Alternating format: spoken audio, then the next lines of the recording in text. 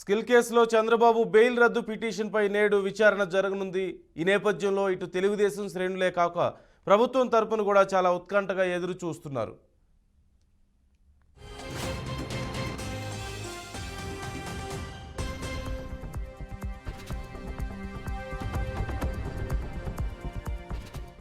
Skill కేసులో Chandrababu bail రద్దు పిటిషన్పై నేడు సుప్రీంకోర్టులో విచారణ జరగనుంది. స్కిల్ కేసులో హైకోర్టు చంద్రబాబుకి ఇచ్చినటువంటి బెయిల్ రద్దు చేయాలంటూ సిఐడి దాఖలు చేసినటువంటి పిటిషన్పై అత్యున్నత న్యాయస్థానం విచారణ జరపనుంది.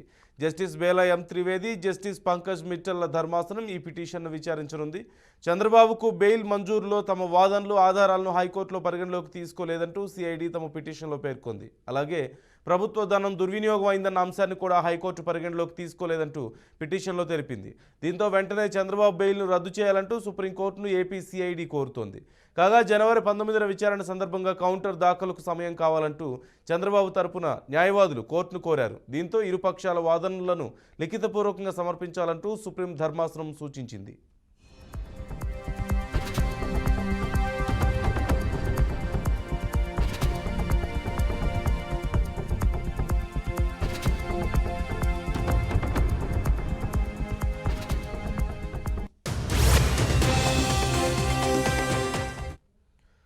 ఈ అంశానికి సంబంధించి పూర్తి సమాచారం మా విజయవాడ ప్రతినిధి శ్రీనివాస్ అడిగి తెలుసుకుందాం. శ్రీనివాస్, చంద్రబాబుకు బెయిల్ మంజూరైన విషయంలో సుప్రీంకోర్టులో ఈరోజు మరి విచారణలు చేయబోతుంది కదా సిఐడి వేసినటువంటి పిటిషన్ మీద. డీటెయిల్స్ ఏంటి? సిఐడి ఏమేం చెప్తుంది? ఏ అంశాలను పరిగణన తీసుకోవాలని వారు కోరుతున్నారు? వాదనలు ఎలా ఉండే అవకాశం ఉంది? నాకు చంద్రబాబు నాయుడికి అన్ని కేసులకు సంబంధించి ఏదైతే మొదటిగా ఆయన స్కిల్ డెవలప్మెంట్ కేసుకు సంబంధించి అరెస్ట్ చేయడం జరిగింది. అరెస్ట్ తర్వాత దర్యాప్తుగా 53 రోజులు పాటు ఆయన రాజమండ్రి సెంట్రల్ జైల్లో ఉండటం కూడా జరిగింది. అయితే తనకి సంబంధించి విచారణ జరిగే నేపథ్యంలో చంద్రబాబుకి సంబంధించి సిఐడి వేసినటువంటి కేసులు ఏవైతే ఉన్నాయో, అప్పుడు ఐఆర్ఆర్ కేసు కావచ్చు, అదేవిధంగా మద్యం పాలసీ మీద తీసుకున్నటువంటి నిర్ణయాల మీద సంబంధించిన కేసు కావచ్చు, స్కిల్ డెవలప్మెంట్ కేసు కావచ్చు, ఇలాగ పలు కేసులు సిఐడి అప్పుడు నమోదు చేయడం జరిగింది. అయితే ఈ కేసులన్నిటికీ కూడా మధ్యంతర బెయిల్ హైకోర్టులో కొన్ని అప్లై చేసినటువంటి నేపథ్యం ఉంది. మరో పక్క నుంచి ఐఆర్ఆర్ కేసు కూడా విచారణ జరుగుతున్న నేపథ్యంలోనే మొదటిగా ఇచ్చినటువంటి ఏదైతే స్కిల్ డెవలప్మెంట్ కేసులో ఆయనకు బెయిల్ రాటి మధ్యంతర బెయిల్ మంజూరు చేయడం జరిగింది. అది అప్పుడు ఆరోగ్య సమస్యల దృష్ట్యా కూడా కేసు మంజూరు చేయడం జరిగింది. అయితే మంజూరు అయినటువంటి బెయిల్ ఏదైతే ఉందో ఆ గడువు ముగుస్తున్న ముందే హైకోర్టు అన్ని కేసులకి సంబంధించినటువంటి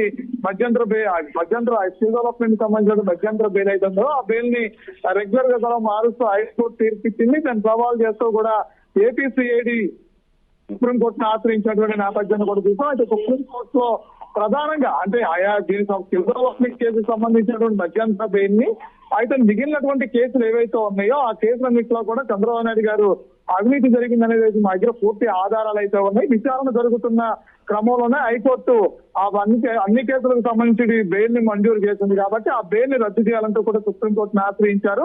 అయితే సుప్రీంకోర్టు ఈ కేసుల మీద పూర్తిగా 2 సార్లు విచారణ అయితే జరపడం జరిగింది. ప్రభుత్వం తరపు నుంచి అయితే సిఐడి తరపు నుంచి పూర్తి వాదనలు కూడా వినిపించడం జరిగింది. మరో పక్క నుంచి చంద్రబాబు నాయుడు తరపు నుంచి కూడా పూర్తి వాదనలు వినిపించడం కూడా జరిగింది. అయితే ఈ రోజు దాని మీద మరొకసారి విచారణ జరుగుతున్న నేపథ్యం కనిపిస్తుంది. అయితే ఈ రోజు ఎటువంటి తీర్పు వెలువడుతుందని చెప్పని ఉత్కంఠ ఏర్పడుతున్న పరిస్థితి ఉంది. అయితే ఇప్పటికే సిఐడికి సంబంధించిన నమోదు చేసినటువంటి పలు కేసులు ఏవైతే ఉన్నాయో, సెక్షన్లు ఏవైతే ఉన్నాయో దానికి సంబంధించిన ఆధారాలు ఇక్కడ ఏవైతే హైకోర్టు మొదటగా చెప్పినటువంటి నేపథ్యం ఏదైతే అన్ని కేసులకు సంబంధించినటువంటి ఆధారాలని హైకోర్టు సబ్మిట్ చేయడం అని చెప్పు ఇటు సిఐడి తరపు న్యాయవాదులకి ఆదేశాలు జారీ చేయడం జరిగితే ఆధారాలను ఇవ్వటంలో సిఐడి ఎక్కడెక్కడ జాప్యం చేయడం జరుగుతుంది. అయితే ఆధారాలని సరిగ్గా ఇచ్చినట్టు ఆధారాలని సబ్మిట్ చేయడంలో సిఐడి జాప్యం చేస్తూ వస్తున్న నేపథ్యాన్ని హైకోర్టు బెయిల్ రెగ్యులర్ చేయడం కూడా జరిగింది. అయితే ఇదే అంశాన్ని మళ్ళొకసారి సుప్రీంకోర్టు తీసుకెళ్ళింది సిఐడి. అక్కడ కూడా ఇదే పరిస్థితిని తీసుకెళ్ళి అంటే సిఐడి తాను పట్టుకుందరికి 3 కాళ్ళు అనే పందంగా చంద్రబాబు నాయుడు అంశంలో వ్యవహరిస్తుంది తప్ప ఎక్కడా కూడా ఆధారాలతో కూడినటువంటి వాదనలు వినిపించట్లేదని